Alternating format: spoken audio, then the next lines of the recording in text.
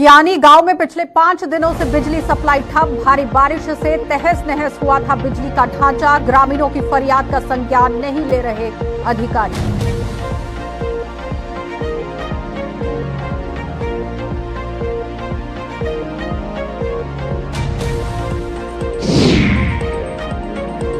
Mughal road पर 7 घंटों के बाद बहाल हुआ यातायात। रत्ताछम में बार बार पहाड़ दरकने से लोग परेशान। समस्या का कोई समाधान नहीं कर पाया पुंछ प्रशासन।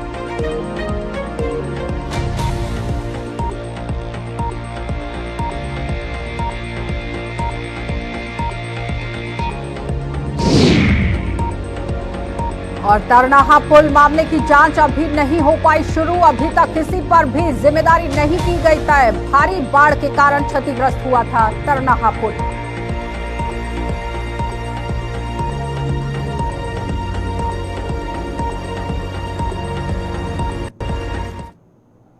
नमस्कार, बुलेटिन में आपका स्वागत है। मैं हूं आपके साथ आशा सरमाल। चलिए शुरुआत करते हैं जम्मू कश्मीर से जुड़ी खबरों की। सबसे पहले आपको सांबा लिए चलते हैं और जिला सांबा में 5 दिन पहले हुई जोरदार बारिश। यहां नड ब्लॉक के कियानी गांव में ट्रांसफार्मर और जो पोल्स हैं वो गिरने की वजह से बिजली सप्लाई पूरी तरह से ठप हुई थी और बहाल आज तक नहीं हो पाई है। ग्रामीणों के मुताबिक बार बार शिकायत करने के बावजूद भी अधिकारी उन्हें सिवाय आश्वासनों के कुछ नहीं दे पाए हैं। प्रशासन की इस अनदेखी से गुस्साए ग्रामीण अब सड़कों पर उतरने को मजबूर हो गए हैं।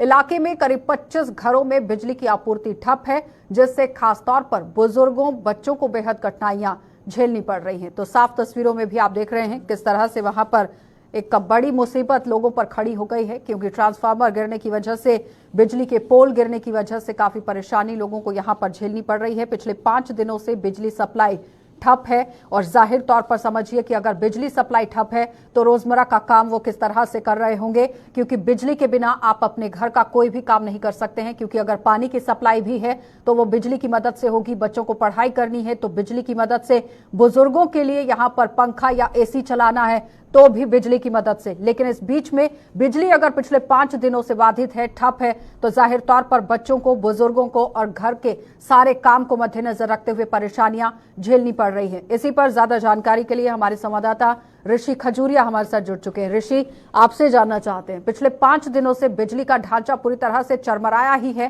क्योंकि बिजली ही ठप पड़ी हुई है। क्यों इस पर अभी तक काम नहीं किया गया?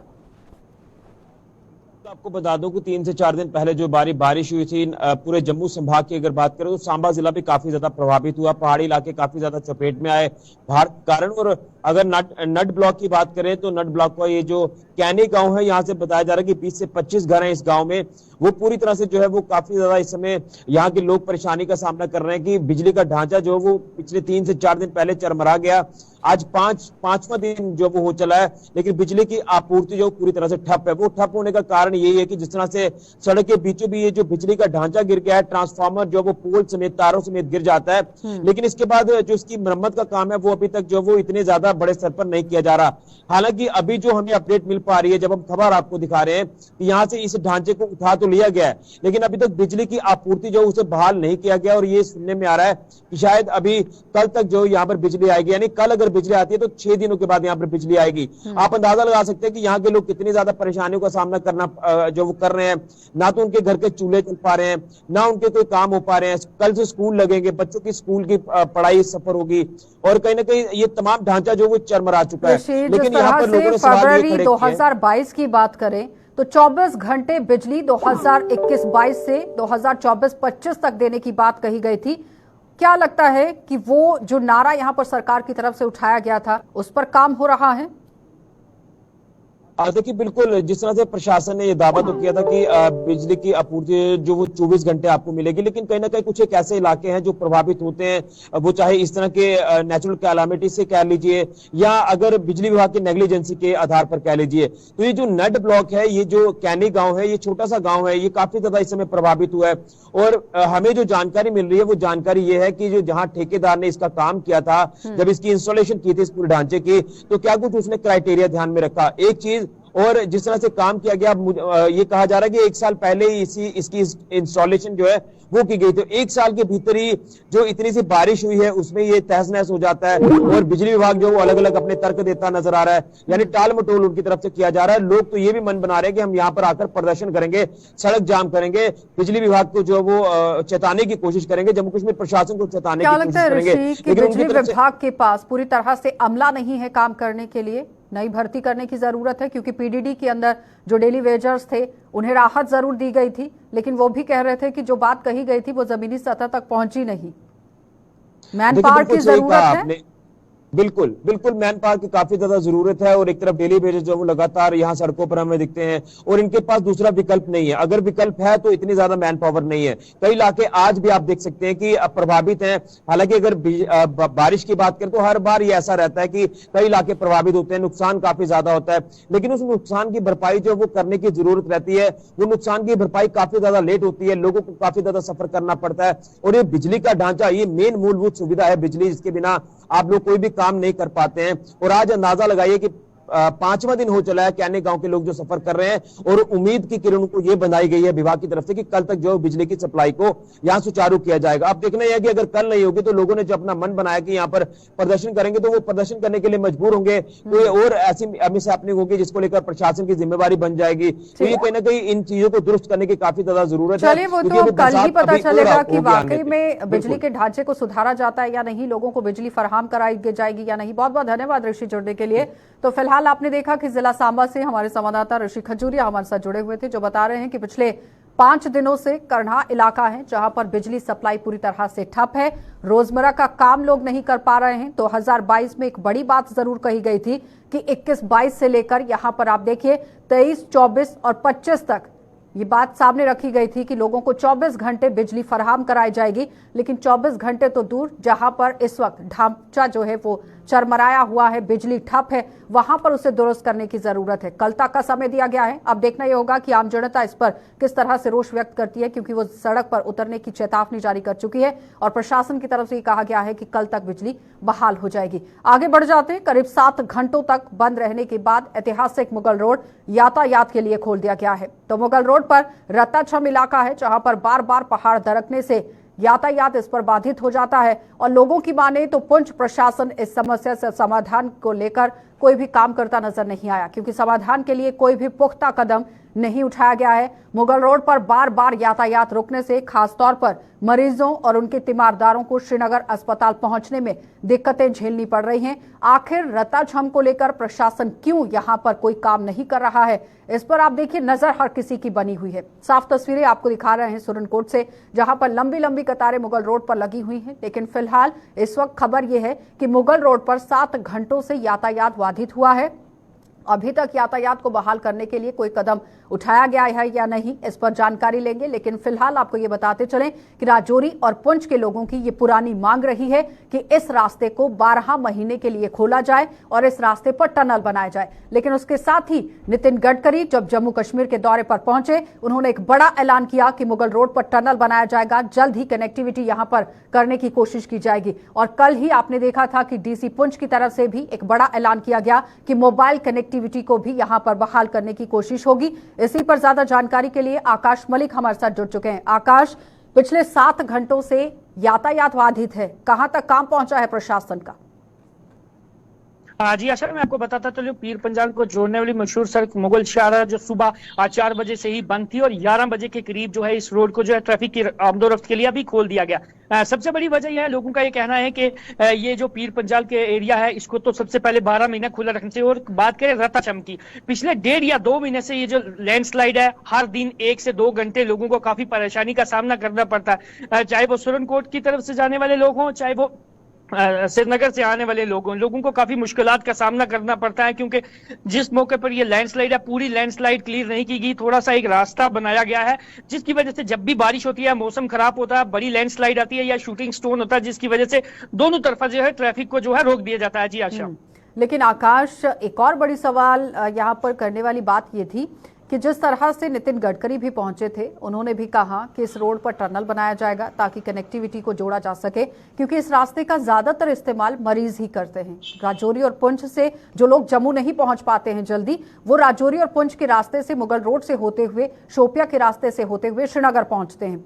तो जाहिर तौर पर उन लोगों को राहत मिलेगी। क्या लगता है कि कुछ काम यहाँ पर प्रशासन की तरफ से जल्द ही शुरू किया जा सकता है, जिस तरह से ऐलान किया गया था? हाँ जी, इस हवाले से बात है। मेरी एक्सीएन मुगल रोड से भी बात हुई थी इस टनल को लेके, क्योंकि काफी सारे लोगों की मांग थी कि नितिन गडकरी जब जम्मू आए थे उन्होंने एक बड़ा ऐलान किया था, इस टनल को बनाने की बात भी कही गई थी, लेकिन अभी तक काम नहीं शुरू हुआ।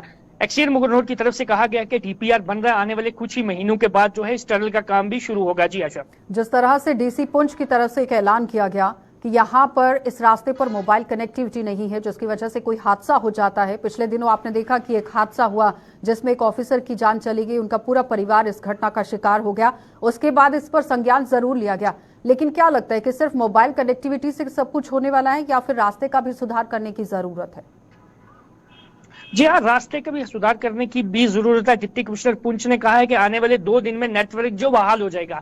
टावर जो है एक लगा दिया गया, आने वाले 2 दिन में नेटवर्क भी बहाल किया जाएगा। वहीं पे लोगों से हमने बात की, उनका कहना है कि ट्रामा हॉस्पिटल की मांग पिछले कई सालों से जो है इस रोड पे की जा रही है। अगर यहाँ पे ट्रामा हॉस्पिटल होता तो उस दिन जो वहां से जो पेशेंट्स थे वो बच भी सकते थे, लेकिन लोगों की इस वक्त बड़ी मांग जो है ट्रामा हॉस्पिटल, उसके साथ साथ टनल की मांग की जा रही है कि अगर ये टनल होता तो 12 महीने ये रोड खुली रहेगी। जी, एम्बुलेंस समय पर नहीं पहुंची और निकलने का समय नहीं दिया गया। ज्यादा तौर पर वहां रश काफी हो चुका था, लंबी लंबी कतारें गाड़ियों की लग चुकी थी, जिसकी वजह से आपने देखा था कि परेशानी वहां पर झेलनी पड़ी। लेकिन खैर, अगर इस पर जल्द से काम शुरू होता है तो लोगों को राहत मिल सकती है। बहुत बहुत धन्यवाद आकाश जुड़ने के लिए।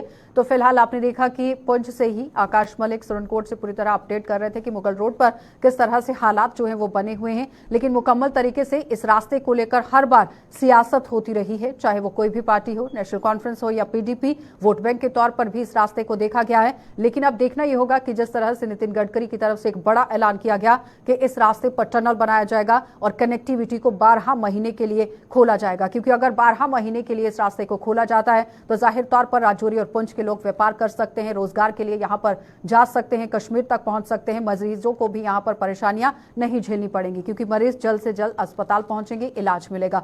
आगे बढ़ जाते हैं अब जम्मू पठानकोट हाईवे पर पिछले कुछ दिनों से कठुआ में आप देखिए तरनहा पुल के क्षतिग्रस्त होने की वजह से मामले की जांच की मांग उठी थी, लेकिन अभी तक इसकी जांच शुरू नहीं हो पाई है।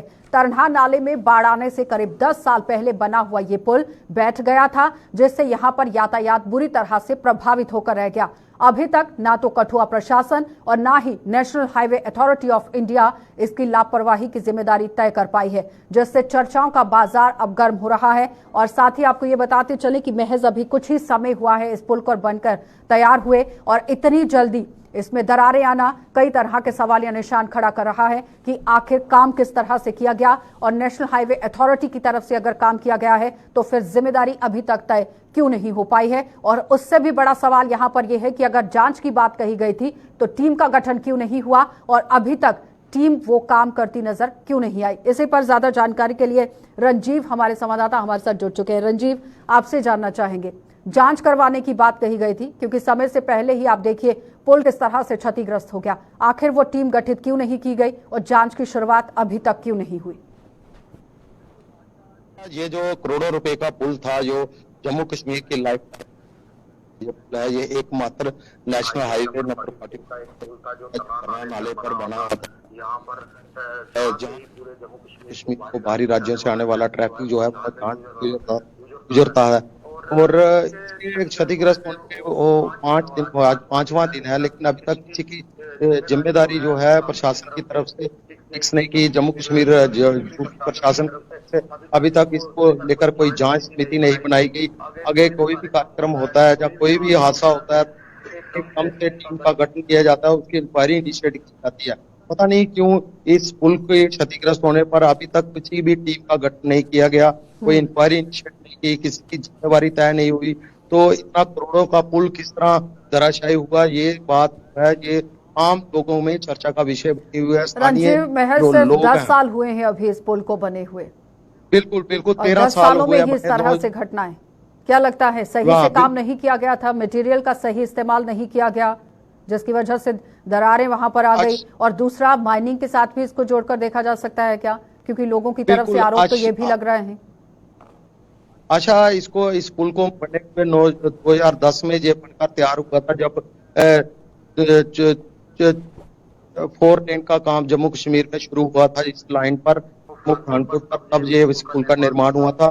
इस पुल के टूटने का मुख्य कारण यह है कि जो निर्माण कंपनी दूसरा नया जो पुराना पुल था उसको ध्वस्त करके नया पुल बना रही थी और सारा पानी जो था 540 मीटर लंबा पुल होने की वजह से इसका सारा पानी 50 मीटर में डाइवर्ट कर दिया गया, जो एक बड़ी एक गलती मानी जा रही है इंजीनियर्स की जो काम कर रहे थे।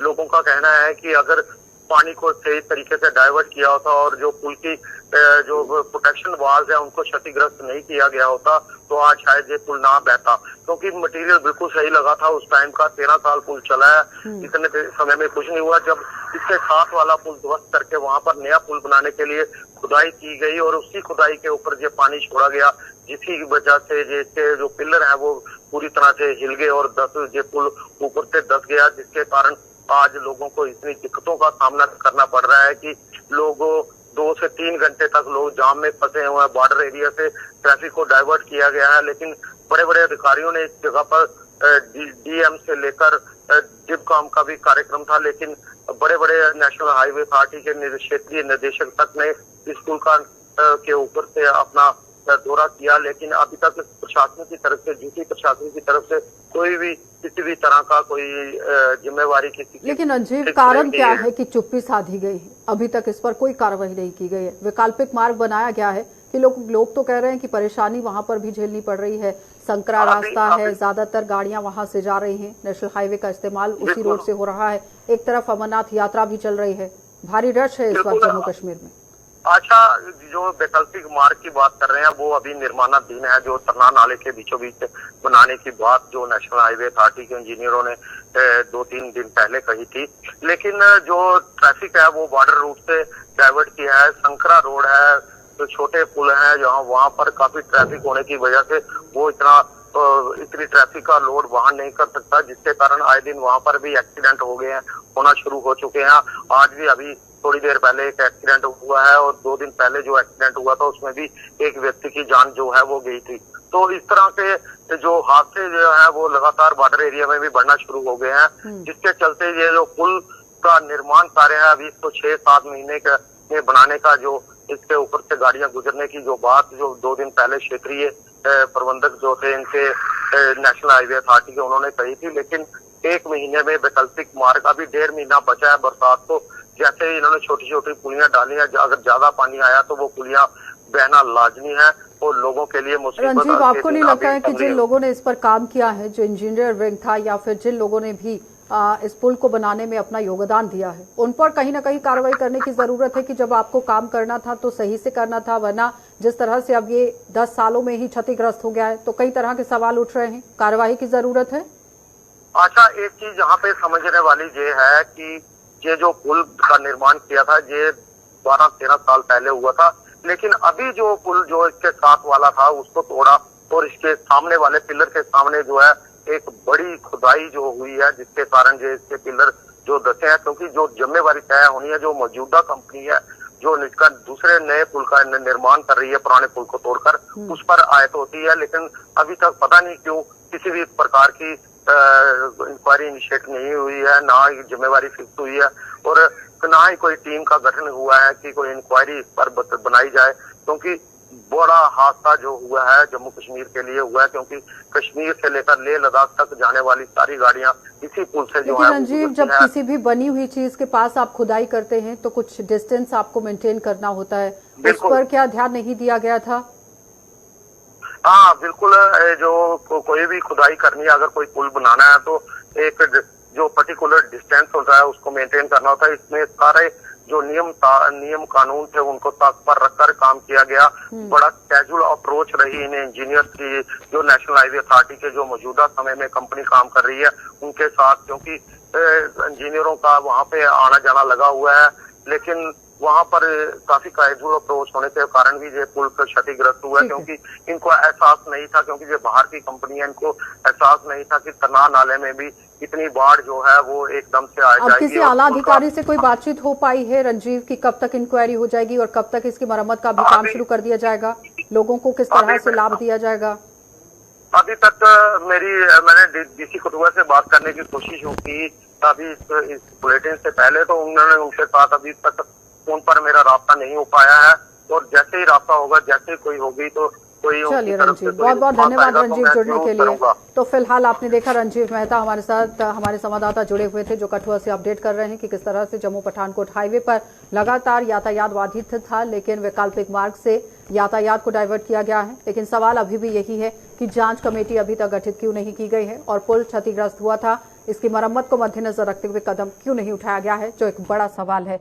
आगे बढ़ जाते हैं। जम्मू पठानकोट हाईवे पर कठुआ जिले में तरनहा पुल के क्षतिग्रस्त होने से कठुआ रूट की जो बस हैं, बस चालक के लिए काफी तरीके से मुसीबत बन गई है। तो पुल के क्षतिग्रस्त होने की वजह से कठुआ जाने वाला और आने वाला कोई भी शख्स है उसे परेशानी झेलनी पड़ रही है और ट्रैफिक को बॉर्डर रोड पर डाइवर्ट कर दिए जाने से वहां पर भारी जैम लग रहा है और जिससे बस चालकों को कठुआ से जम्मू आने और जम्मू से कठुआ जाने में करीब 4 घंटों का समय लग रहा है। तो जम्मू कठुआ यहाँ पर पैसेंजर बस जो है अपनी सर्विस दे रही है। तो बस सर्विस के जितने भी यूनियन है और यूनियन ने अब अपनी समस्या को मद्देनजर रखते हुए भारी मालवाहक वाहनों का टाइम टेबल तय करने और तरनहा पुल भी मरम्मत करने के लिए यहाँ पर बात कह दी है कि जल्द से जल्द टोल टैक्स जो है वो सबसे पहले माफ किया जाए, क्योंकि रास्ते का कोई भी लाभ नहीं मिल पा रहा है। और यूनियन ने यहाँ मालवाहक वाहनों का समय जो है वो सुबह 7 बजे तक रखा जाए, इस तरह से बात कह दी है और शाम को 8 बजे के बाद इसे बहाल किया जाए, यानी कि जो बड़ी गाड़ियां हैं उनकी फिलहाल आवाजाही पर रोक लगा दी जाए। इस तरह से जो बस चालक यूनियन है वो आरोप लगा रही है और एक बड़ी मांग सामने रख रही है कि काफी परेशानियां उनको झेलनी पड़ रही हैं। 4 घंटे का समय लग रहा है जम्मू से कठुआ और कठुआ से जम्मू पहुंचने में। तो फिलहाल इस पर प्रशासन को गौर फरमाने की जरूरत है। अब देखना होगा कि क्या कुछ नतीजे निकल कर आएंगे।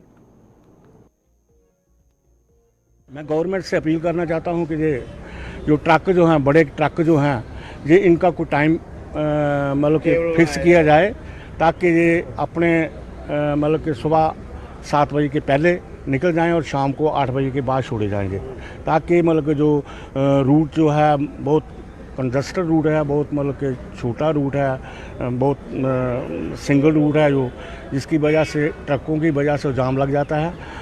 तो ये मतलब कि अपने टाइम के मुताबिक ही चलेंगे, शाम को 8 बजे के बाद छोड़े जाएं और सुबह जो है वो मतलब 7 बजे के पहले इनको बंद किया जाए। हम जाम की प्रॉब्लम आ रही है, परेशानी, बड़ी बड़ी गाड़ियाँ आती हैं, रास्ता सिंगल है, तो जब टर्निंग लेती हैं तो वहाँ पे जहाँ पूरा दिन इधर से 7 बजे चलो तो 12-1 बजे पहुँचते हैं, नंबर मिस हो जाते हैं। गाड़ी 2 दिन में एक ही चक्कर लगाती है, तो उसमें तेल भी पूरा नहीं होता, हम दिहाड़ी भी कुछ नहीं ऐसे ही। हाँ जी, कितना नुकसान हो रहा है? नुकसान वही नुकसान, हमारी दिहाड़ी मालिक को परेशान, तेल भी कोई केटिव का तेल भी पूरा नहीं हो रहा, बस परेशानी है बस।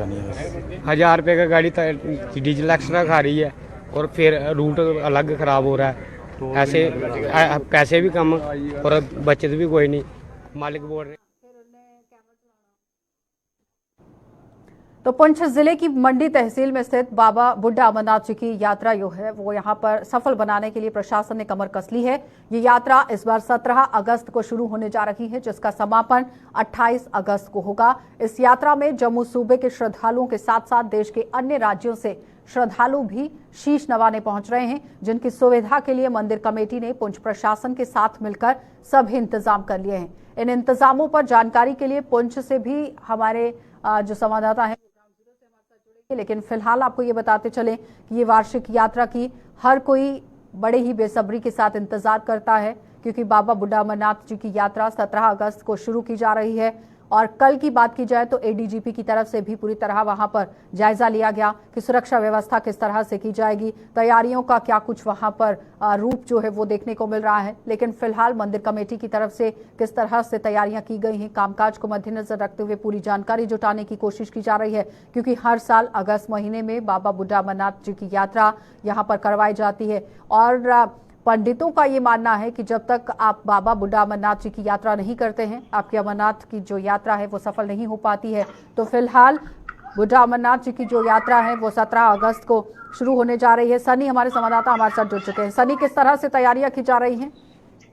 जी बिल्कुल आशा, आपको बता दूं कि 17 अगस्त से बुड्ढा अमरनाथ यात्रा जो है वो शुरू होने जा रही है। और आपको बता दूं कि बुड्ढा अमरनाथ जो है यात्रा जो है ये 22 अगस्त तक जो है, और हर साल हम देखते हैं कि बाबा बूढ़ा अमरनाथ की यात्रा जो है जब पहुंचती है